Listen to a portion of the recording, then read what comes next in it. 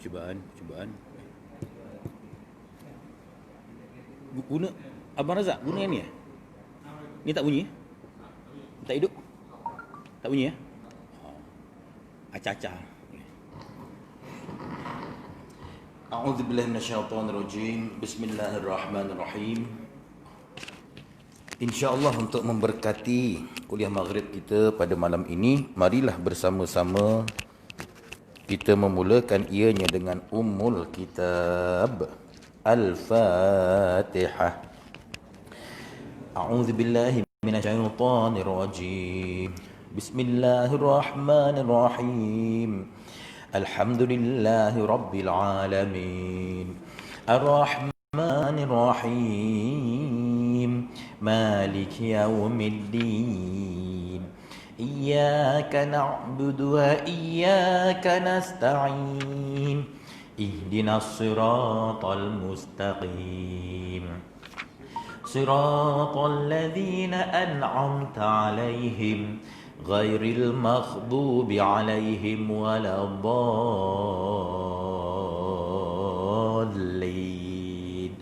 Amin. Tu aja dia tanda tak terakhir? Hadis 29. Tu lebih tepatlah Okey, hadis 29 muka surat 35. A'udzubillahi minasyaitonirrajim. Bismillahirrahmanirrahim. Innal hamdalillah nahmaduhu wa nasta'inuhu wa nastaghfiruh wa na'udzu billahi min syururi anfusina wa min sayyiati a'malina. May yahdihillahu fala mudilla lahu wa may yudlil falan tajida lahu waliyyan mursyida. Ashhadu an la ilaha illallah wahdahu la syarika lah wa ashhadu anna Muhammadan 'abduhu wa rasuluh. Subhanaka la ilma lana illa ma 'allamtana innaka antal alimul hakim. Rabbi shrah li sadri wa yassir li amri wahlul 'uqdatam min lisani yafqahu qawli. Amma ba'du. Harus ditanam semangat muhibbah agar ukhuwah menjadi kukuh. Pengajian kitab Tibun Nabawi pada malam ini ana mulakan dengan kalimah thayyibah. Uhayyikum bi tahiyyatil Islam, tahiyyatan thayyibatan mubarakatan min 'indillah. Assalamu alaikum warahmatullahi wabarakatuh. Yang anda muliakan Al-Fadhil, Tuan Imam, barisan tuan-tuan Imam, barisan tuan-tuan Bilal, seluruh ahli jawatan kuasa Surau An-Nur Seksyen 20 Shah Alam, tuan-tuan guru, para alim ulama, para asatizah, para ilmuwan, para cendekiawan, para pencinta-pencinta ilmu, para pencinta kepada majlis-majlis ilmu, muslimin muslimat, hadirin hadirat, sidang jemaah yang merupakan bakal-bakal penghuni syurga yang dirahmati oleh Allah dan disayangi oleh nabinya Muhammad sallallahu alaihi wasallam. Alhamdulillah, syukur yang tak terhingga, marilah bersama-sama kita rafa'kan setinggi-tinggi rasa kesyukuran kehadrat Allah Subhanahu wa taala atas segala nikmat kurniaannya yang melimpah-limpah, yang mencurah-curah, yang tak terhitung bilangannya.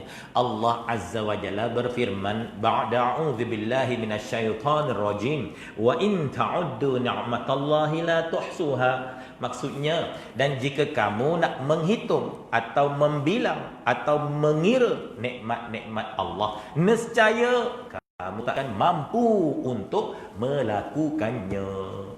Limadha? Why? Kenapa?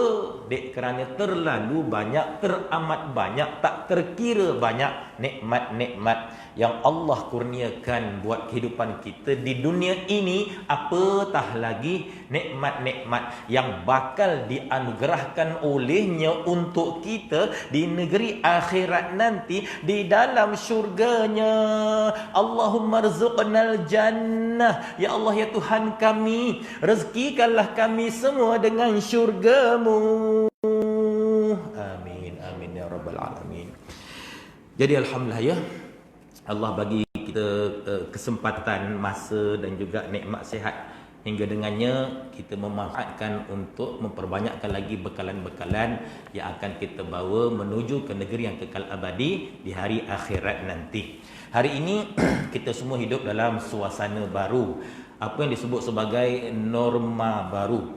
Ada orang sebut normal baru. Tak kisahlah norma ke normal ke, yang pasti bukan kak norma apatah lagi cik kiah, ya. Sebab apa kita hidup dalam suasana norma baru? Kerana kita sedang melalui saat-saat kehidupan yang normal sebenarnya, tapi kita paksa menerima ianya sebagai sesuatu yang normal. Contoh, bila nak solat, imam akan kata sebelum daripada PKP, lurus dan rapatkan saf. Hari ini pun lebih kurang juga, cuma bunyinya luruskan saf beserta penjarakan sosial. Contoh. Kalau sebelum PKP, lepas solat kita masing-masing bersalam-salaman antara satu sama lain, disebut sebagai salam musafahah atau salam sunnah, menggenggam erat, mata bertentang mata sambil mengukir senyuman, mulut pula berselawat Allahumma salli ala sayyidina Muhammad, maka bergugurlah dosa-dosa lalu. Hari ini lepas solat kita tetap juga bersalam-salaman, tapi namanya salam COVID-19, ya. Katanya begini, tapak tangan letak pada dada, tunduk sedikit tanda hormat.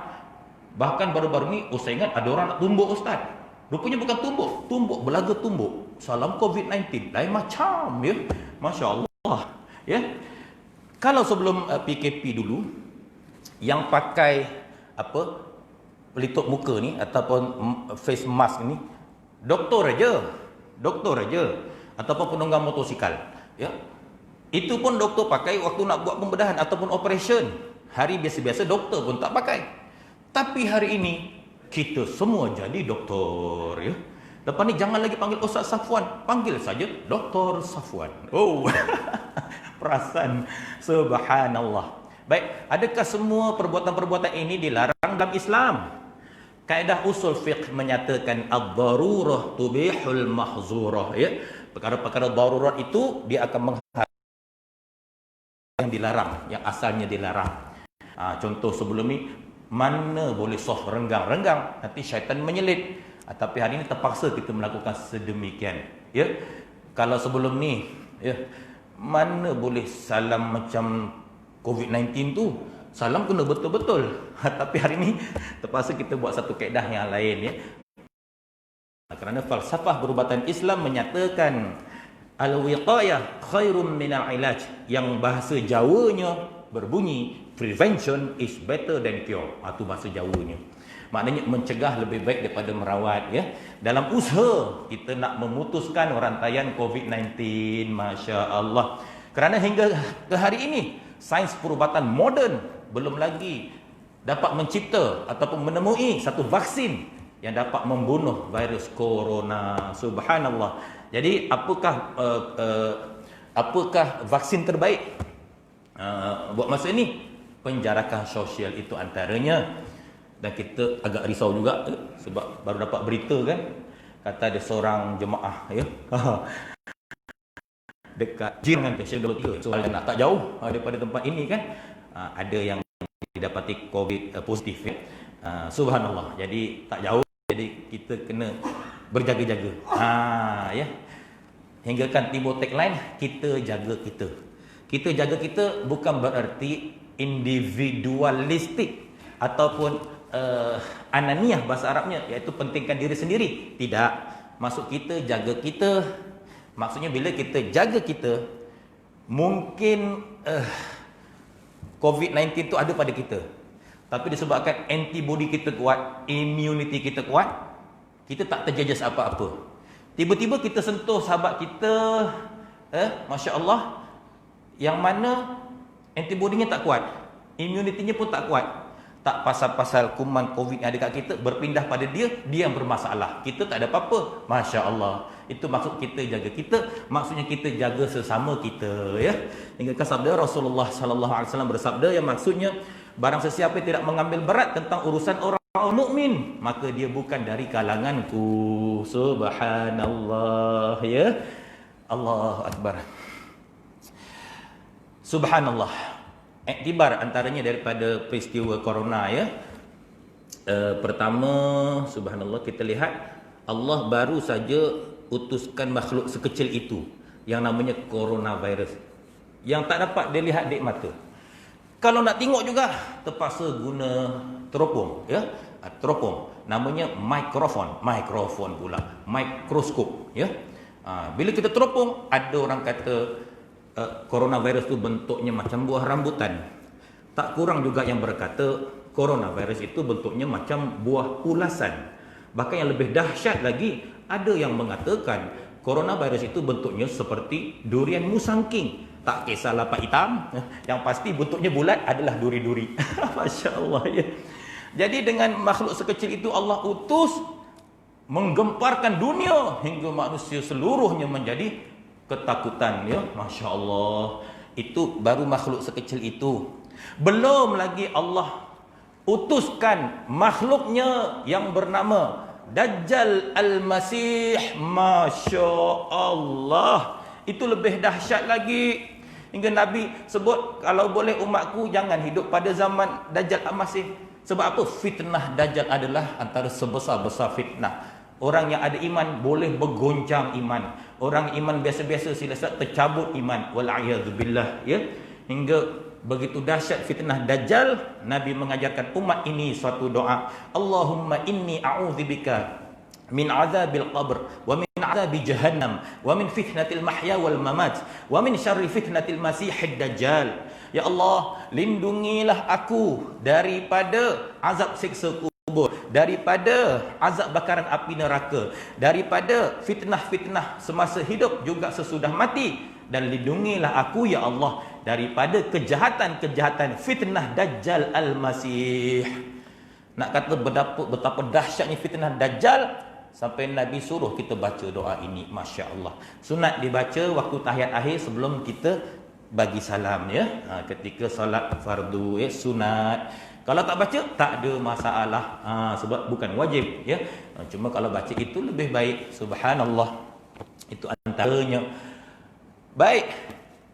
Sedangkan Allah utuskan corona, kita dah kalang kabut. Apatah lagi Dajjal Al-Masih itu lebih dahsyat. Apatah lagi apabila Allah Ta'ala berfirman, a'udzubillahi minasyaitonir rajim, idza zulzilatil ardu zilzalaha, apabila bumi bergoncang dengan suatu kegoncangan yang sedahsyat-dahsyatnya.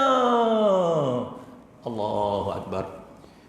Ayat ini kata ulama lughah pendek aja, tapi kita nak menyebutnya terasa berat lidah kita. Kita kena tekan sikit, ada sikit pressure.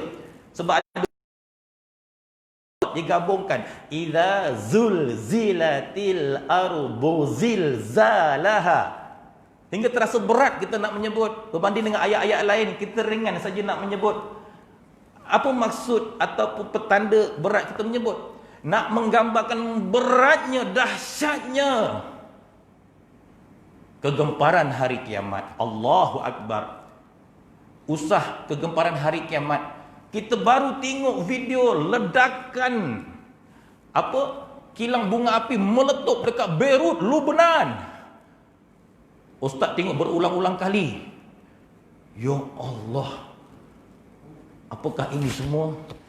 Itu pun dah dahsyat, tuan-tuan.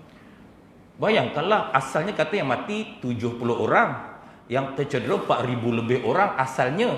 Sekarang dah dijumpai pula yang mati dah lebih 100 orang. Yang mati pun mungkin dah 5,000 lebih. Yang hilang tempat tinggal 300,000. La ilaha illallah.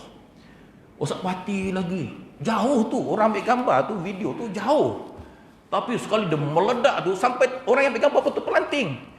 Lepas tu cermin-cermin tingkap semua pecah. La ilaha. Kenderaan kemek-kemek semua. La ilaha illallah. Luar biasanya letupan. Dah macam ledakan bom atom Hiroshima dan Nagasaki. Bom nuklear tak tahu macam mana kalau meletup. Itu perangnya kelima lah agaknya. La haula wala quwata illa billah. Inna lillahi wa inna ilaihi raji'un. Subhanallah. Kalaulah ledakan kilang bunga api dekat, katanya lah kilang bunga api, kita tak tahulah dalam siasatan. Baik, pun dah begitu dahsyat, Macam mana ledakan pada hari kiamat, kegoncangan pada hari kiamat, kita tak terbayang, ya. Wa akhrajatil ardu athqalaha, dan bumi memuntahkan segala isi perutnya. Allahu akbar. Waktu kiamat, bumi semua memuntahkan isi perut. Apa yang ada dalam isi perut bumi? Tu lahar, macam lahar gunung berapi. Yang ada dalam perut bumi ni besi, logam, pintu sliding door, keluli. Semua yang panjang-panjang keras-keras asal dalam perut bumi itu cair kerana kepanasan ribuan darjah Celsius. Tapi bila terpancar di permukaan bumi, semua jadi keras begini. Dahsyat.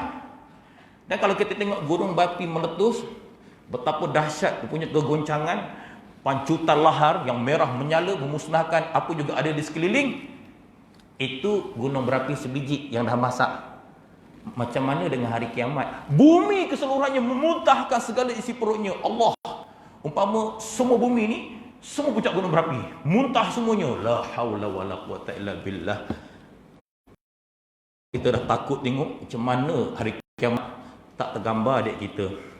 Wa qala al-insanu ma laha, lalu manusia berkata sesama mereka ketika itu, apa yang telah terjadi dengan bumi?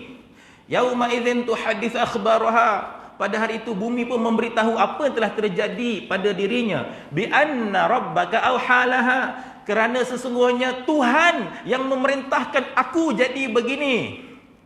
Yauma idzin yasdurun nasu ashtatan liyurau a'malahum, pada hari itu manusia dibangkitkan daripada kubur masing-masing untuk diperlihatkan semua tentang amalan-amalan mereka waktu hidup dekat dunia dulu. Allah, ingatkan kita buat dosa besar, kita buat maksiat banyak-banyak, buat kejahatan, mati jadi tanah, selesailah, sadaqallah.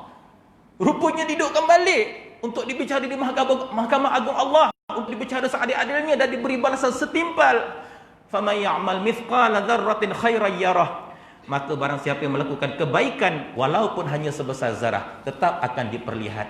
Wa man ya'mal mithqala dzarratin syarran yarah, dan barang siapa melakukan kejahatan walaupun sebesar zarah, tetap akan diperlihat Allah. Ya, maknanya baik atau jahat walau sebesar zarah akan diperlihat, dibicara di Mahkamah Agung Allah, diadili seadil-adilnya dan diberi balasan setimpal.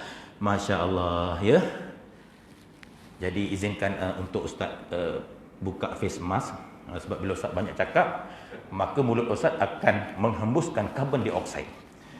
Jadi bila Ustaz menyedut pula, sepatutnya Ustaz sedut oksigen, tapi Ustaz akan menyedut karbon dioksida yang dilepaskan daripada mulut Ustaz.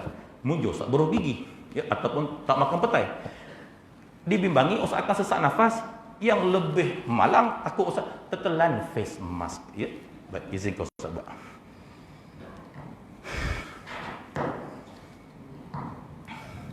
Baik, insyaAllah kita baca sedikit.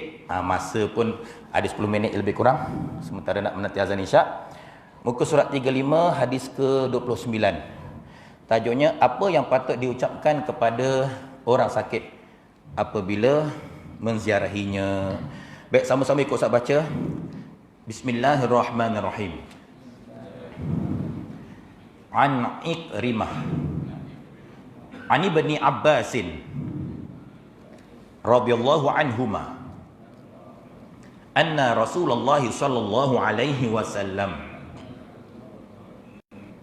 dakhala ala rajulin ya'uduhu faqala la ba'sa tahurun insya'allah. Faqala kalla bal humma tafuru ala syaikhin kabirin kaima tazirahul qubur. Qala an-nabiyyu sallallahu alaihi wasallam fa na'am idzan.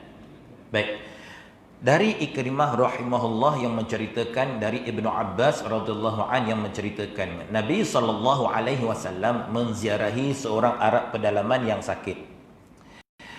Adalah Nabi apabila sahaja menziarahi orang sakit, baginda akan berkata kepadanya, la ba'sa tahurun insyaallah, tidak mengapa, akan bersih dengan izin Allah.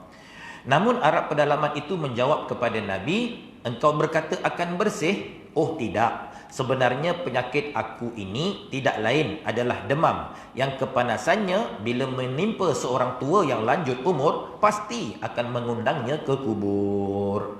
Maka Nabi pun membalas, iyalah kalau begitu. Sahih Al-Bukhari dalam kitab Al-Mardah. Baik, kita lihat ulasan hadis.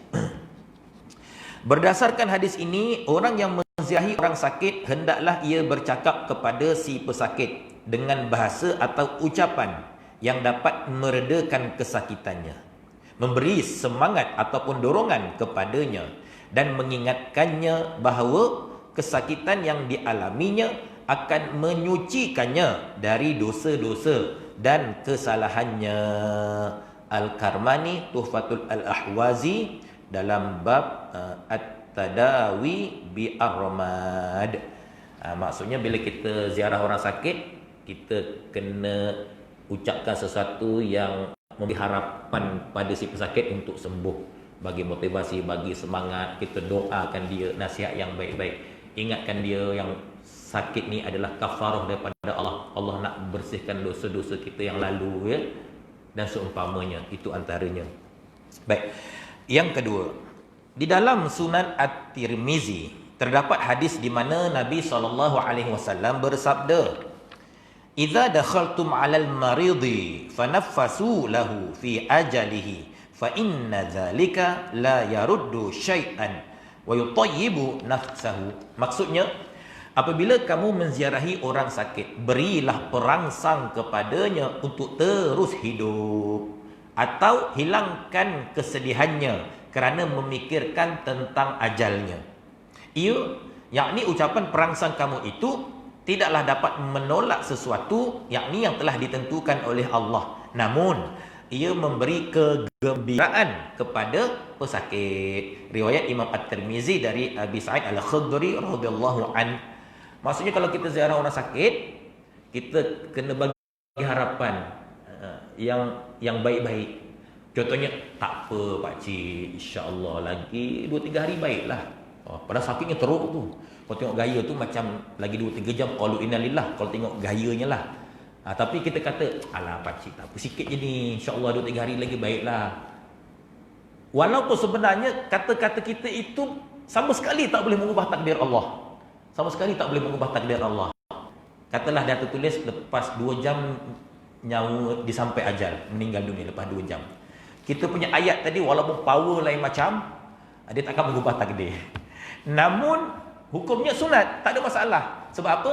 Dia akan memberi kegembiraan kepada pesakit tadi. Dia ada kekuatan. Bila kita bagi satu pengharapan, dia ada kekuatan. Dia rasa lebih seronok, happy. Jadi akan meredakan sedikit kesakitan yang dialami olehnya. Itu antaranya. Subhanallah. Baik, menurut ulama, maksud memberi perangsang kepadanya untuk terus hidup ialah dengan kamu mendoakan agar ia dipanjangkan umur dan disembuhkan dari sakitnya. Begitu juga dengan kamu berkata kepadanya dengan ucapan seperti la ba'sa tahurun insya-Allah. Tidak mengapa, Allah akan menyucikanmu. Sebagaimana yang Nabi bacakan pada badui yang sakit tadi. Kan Nabi sebut la ba'sa tahurun insya-Allah. Tidak mengapa, ya. Allah akan menyucikanmu. Subhanallah. Ataupun kita kata janganlah khawatir, jangan bimbang, jangan risau. Itu semua ayat-ayat menenangkan jiwa. Subhanallah, walaupun dia tengah sakit. Jangan khawatir, Allah akan menyembuhkan penyakitmu ini. Ataupun penyakit kamu ini tidaklah berat sangat. Naklah sikit aja. Penyakit kamu ni tak adalah kronik sangat pun, biasa-biasa je. Jadi ayat tu semua bila pesakit dengar tu dia rasa ada kelegaan. Masya Allah, ya. Atau ucapan lain yang sepertinya. Ucapan-ucapan perangsang seperti ini akan menjadikannya kembali bersemangat dan meringankan kesakitannya. Ya, psikologi.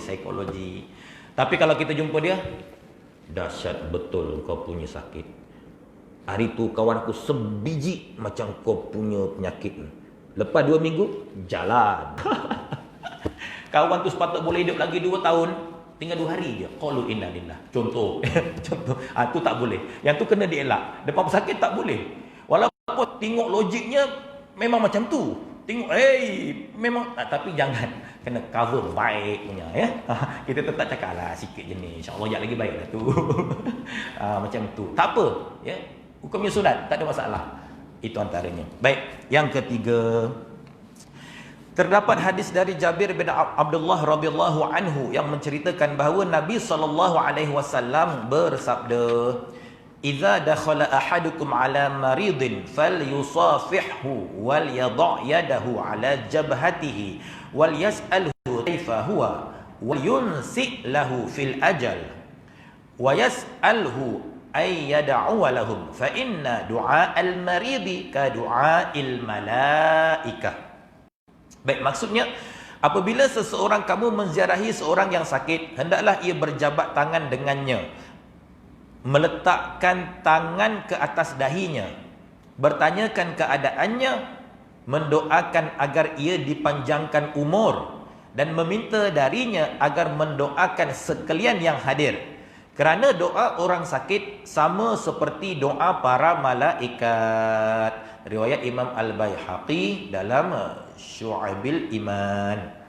Baik, rupa-rupanya bukan saja kita doakan kesembuhan dan kesejahteraan orang sakit, bahkan disunatkan juga kita minta orang yang sakit yang kita ziarah tu doakan untuk kita yang datang ziarah dia. Sebab Nabi kata doa orang sakit seperti doa para malaikat. Sebab kalau orang beriman yang sakit, biasanya dia semakin hampir dan dekat kepada Allah. Mulutnya tak ada lain yang diucapkan melainkan kalimah-kalimah Allah, melainkan zikir-zikir, melainkan istighfar. Masya Allah. Jadi waktu dia hampir. Jadi kalau waktu itu dia doakan kita, pasti doanya makbul. Seperti mana doa para malaikat untuk kita. Subhanallah. Baik. Sunan Ibnu Majah terdapat hadis an Maimun ibni Mihran an Umar ibni Khattab qala lin Nabi sallallahu alaihi wasallam, idza dakhalta ala maridin famurhu ay yad'u laka fa inna du'aahu ka du'ail malaikah. Maksudnya dari Maimun bin Mahran dari Umar radhiyallahu anhu yang menceritakan Rasulullah sallallahu alaihi wasallam telah bersabda kepadaku, apabila kamu menziarahi orang sakit, mintalah agar ia mendoakan kamu, kerana doanya seperti doa para malaikat. Ya, Sunan Ibnu Majah bab ma jaa fil ladatil marid. Menurut Imam Ibnu Hajar dalam Az-Zawaid, isnad hadis ini sahih, di mana para perawinya adalah thiqah, namun munqati', terputus. Kerana Maimun tidak pernah berjumpa Sayyidina Umar. Lihat Hashiyah As-Sunadi ala Ibni Majah dan Fathul Bari. Wallahu a'lam. Kentung pun dah berbunyi. Jadi setakat ini saja untuk perkongsian kita pada malam ini. Hadza wabillahi taufiq wal hidayah. Assalamualaikum warahmatullahi wabarakatuh. Allah.